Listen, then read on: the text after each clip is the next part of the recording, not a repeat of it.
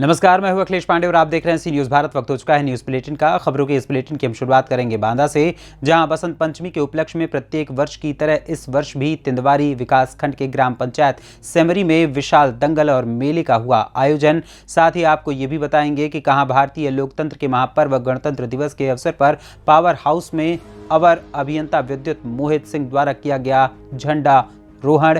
इसी के साथ ही आपको ये भी बताएंगे कि कैसे फिरोजाबाद के कोटला रोड पर पूरन डेयरी पर खाद्यान्न विभाग ने शिकायत के आधार पर की छापेमारी की कार्रवाई। और भी तमाम खबरों पर आई विस्तार से करते हैं चर्चा। जनपद बांदा में विकासखंड तिंदवारी के सेमरी ग्राम प्रधान अरुण सिंह पटेल द्वारा विशाल दंगल का आयोजन हुआ, जिसमें मुख्य अतिथि के रूप में श्री 1008 स्वामी श्री परमेश्वर दास जी महाराज कुसेजा धाम ने फीता काटकर कुश्ती का शुभारंभ किया। दंगल में आए क्षेत्रीय व अन्य राज्यों के पहलवानों ने अपनी कुश्ती कला का प्रदर्शन किया और नेपाल के थापा पहलवान और महिला पहलवान ने भी अपनी कला का प्रदर्शन दिखाया। लकी थापा नेपाल ने पहलवान ने हरियाणा के सोनू पहलवान को पराजित किया। वहीं नंदू पहलवान मुंगूस ने दिल्ली के साजिद खान को चित किया। प्रधान जी, ये दंगल का कुश्ती का ये जो प्रोग्राम हुआ है, कैसा क्या है, कहाँ से पहलवान आए हुए हैं, थोड़ा इस बारे में बताइए। इसमें पहलवान तो हरियाणा है, थापा नेपाल का है, उसके जो सहयोगी यहीं आसपास कोई फतेहपुर के हैं, झांसी भी है, बांदा के भी हैं, हमारे पड़ोसी गांव मुंगूस के भी हैं, इस तरह से इलाहाबाद है, बहुत से सारे पहलवान हैं जो कुछ लोगों को मैं जानता नहीं। तो ये जो दंगल का कार्यक्रम ये कब से आप, यह पहली बार हुआ कि विगत कई सालों से हो रहा है? ये हमारे पूर्वज करवाते थे पहले से। पूर्वज करा रहे हैं जी।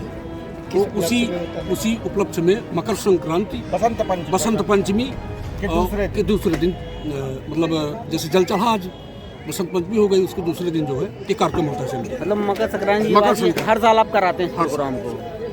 साली जी, आज दंगल का प्रोग्राम था, कैसा प्रोग्राम था, कहाँ से इसमें पहलवान आए, पहले तो आप ये बताएं। हमारे देश के विभिन्न राज्यों से, विभिन्न जिलों से पहलवान आए हैं और नेपाल से भी पहलवान आए हैं और बहुत ही खूबसूरत नज़ारा था। यहाँ पब्लिक ने खूब बहुत इंजॉय किया और अच्छा लगा। यहाँ मैं अरुण भाई जी का धन्यवाद करना चाहती हूँ कि जो उन्होंने इतना बड़ा आयोजन किया और सभी सम्मानित जनता को यहाँ पर निमंत्रण दिया आने के लिए, सभी लोग यहाँ पर आए।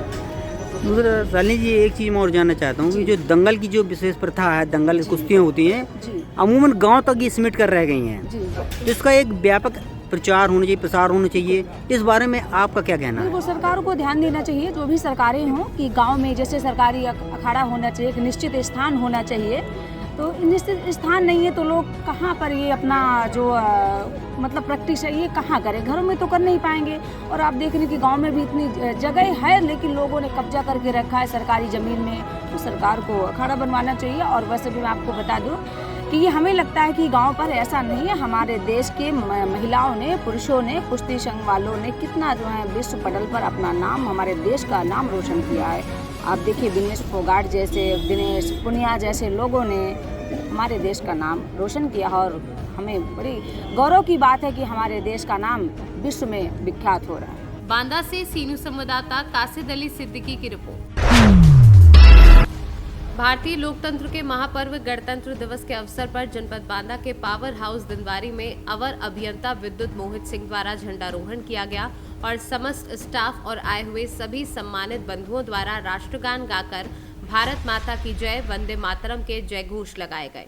समस्त स्टाफ द्वारा गणतंत्र दिवस के पावन पर्व पर वीर जवानों को याद करते हुए गीत गाए गए और उनको याद कर उनको नमन किया गया। सर, क्या नाम है आपका? मोहित सिंह। किस पद पे है? अवर अभियंता विद्युत। आज पावर हाउस में गणतंत्र दिवस मनाया गया है, क्या शुभ संदेश देंगे आप? सभी क्षेत्रवासियों को, सभी उपभोक्ताओं को गणतंत्र दिवस की बहुत ही हार्दिक शुभकामनाएं। अपील क्या करेंगे? यही अपील करेंगे कि सभी लोग सही से गणतंत्र दिवस मनाएं और सभी को शुभकामनाएं। बांदा से सी न्यूज़ संवाददाता कासिद अली सिद्दीकी की रिपोर्ट। जिला फिरोजाबाद शहर में डेयरी संचालकों में उस समय हड़कंप मच गया जब खाद्य सुरक्षा अधिकारी के द्वारा पूरन डेयरी पर छापेमार कार्यवाही की गई। खाद्यान्न विभाग अधिकारी डॉक्टर सुधीर के द्वारा दी गई जानकारी में बताया गया कि काफी समय से शिकायतों के माध्यम से सूचना मिल रही थी कि इस डेयरी से मिलावटी दूध, थायराइड से बना हुआ दूध बिक्री किया जा रहा है, जिसको लेकर आज हमारे द्वारा पूरन डेयरी पर छापा मारा गया है। सर आज ये कोटला रोड पर किसी डेयरी पर आप लोगों द्वारा जो निरीक्षण किया गया है, किस तरह की खामियां यहाँ मिली आप लोगों को? देखिए, ये शिकायत के आधार पे हम लोगों ने छापेमारी की थी। तो ये शिकायत थी कि यहाँ नकली दूध और पनीर की शिकायत थी। तो ये पाया गया कि एक तो यहाँ पे गंदगी बहुत ज़्यादा है, ये लोग दुकानदार जितने भी हैं उनको जागरूकता का अभाव और साफ़ सफाई बहुत कम है। कई तरीके के ये लोग रसायन यूज़ करते हैं जिसके बारे में इनको जानकारी नहीं है। साथ ही साथ जैसे दूध से क्रीम निकाल लिया गया है तो वो उसके लिए प्रॉपर लाइसेंस नहीं था, इसके लिए इनको आदेशित कर दिया गया है। और खोए और पनीर के नमूने भर के जांच कराई जा रही है, गुणवत्ता के आधार पर कार्रवाई। सर लाइसेंस ना मिलने पर जैसे क्या प्रोसेस रहता है? लाइसेंस की जगह पे इन्होंने रजिस्ट्रेशन करा रखे थे जिसके बारे में इन्होंने ये बताया कि जानकारी नहीं है। तो इसके लिए इनको 1 दिन का समय दिया गया, अगर ये नहीं करवा पाते तो इनका चालान किया जाएगा। विभागीय जियो के अनुसार ये माना जाए कि रजिस्ट्रेशन के बाद एक लंबे समय तक कोई भी व्यक्ति अपनी फर्म को चला सकता? देखिए, चला तो नहीं सकता, लेकिन जैसा इन्होंने बताया कि ये इनका 2018 से बना हुआ है, 5 सालों से काम कर रहे हैं, तो इनको सुधार नोटिस इस पर देके हम लोग सुधरवाने का प्रयास करेंगे। अगर नहीं होता तो उसका। सर कोई दूध के नमूने भी लिए गए हैं? नहीं, हमने 2 नमूने लिए, एक खोए का और एक पनीर का। दूध के बारे में सारे रिकॉर्ड खंगाले जा रहे हैं कि कितना जांच होती है, कितना आता है, कहाँ जाता है, उसके बाद करेंगे। फिरोजाबाद से सी न्यूज़ संवाददाता सन्नेश कुमार गुप्ता की रिपोर्ट। उत्तर प्रदेश के जनपद हापुड़ में गढ़ रोड पर स्थित सपूडी बैडमिंटन एकेडमी में सम्मानित समारोह का आयोजन किया गया, जिसमें सांसद व विधायक का एकेडमी के लोगों ने फूल मालाओं के साथ जोरदार स्वागत किया। साथ ही सांसद राजेंद्र अग्रवाल व सदर विधायक विजयपाल आरती ने बच्चों को सम्मानित किया। कुमार पूर्व राष्ट्रीय बैडमिंटन खिलाड़ी। आज का क्या प्रोग्राम है बैडमिंटन? आज हम लोगों ने स्वर्गीय श्री गुलाबचंद जी की याद में पवन गोयल जी, सुधीर गोयल जी द्वारा और मेरे स्वयं के सहयोग से ये 8वीं जिला बैडमिंटन प्रतियोगिता हो रही है। इसके अंदर लगभग 85 जिला हापुड़ के बच्चे भाग ले रहे हैं, जो विभिन्न वर्ग के अंदर हैं, 11 साल से लेके, और हम लोगों ने मेंस 19 साल तक के बच्चे और उसके बाद मेंस तक सिंगल और डबल दोनों ही प्रतियोगिता करा रहे हैं। और ये कल भी इसका फाइनल होगा, कल तक ये प्रतियोगिता चलेगी। आज जिला स्तर पर खेलने, फिर यहाँ से कितना आगे जा सकते हैं? हम लोग की इच्छा है कि ये बच्चे